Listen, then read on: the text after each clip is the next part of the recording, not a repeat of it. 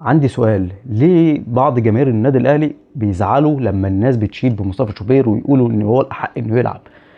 الاشاده بمصطفى شوبير مش معناه ان احنا ناكرين اللي الشناوي عمله، لا، الشناوي حارس كبير وادى دوره مع النادي الاهلي، لكن ده وقت شوبير. يعني زي ما قال يستروب، هو انه قاعد مع الحارسين وقال لهم الاحسن فيكم هيلعب. ده انا شايف ان ده مفيش مشكله في كده، الاحسن يلعب. والله مصطفى شوبير لو ما اثر في مكانه والشناوي يلعب، يمسك في الفرصه ويكمل. عايز اقول لحضرتك على حاجه، ده الكلين شيت رقم 12 لمصطفى شوبير من 15 لعبهم في دوري ابطال افريقيا.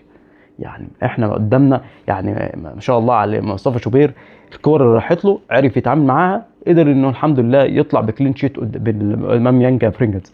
للعلم الفرقه دي هتتعبنا في ماتش بتاع اللي هيتلعب ان شاء الله يوم السبت القادم، هتلعب اللي هو في تنزانيا. الفرقه دي هتتعبنا، فبس لكن الكرة اللي راحت له قدر ان هو يتعامل معاها.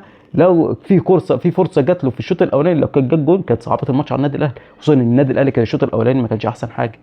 فربنا يكرم مصطفى شوبير ويكرم اي حد يقف في الحراسه، سواء شوبير او الشناوي.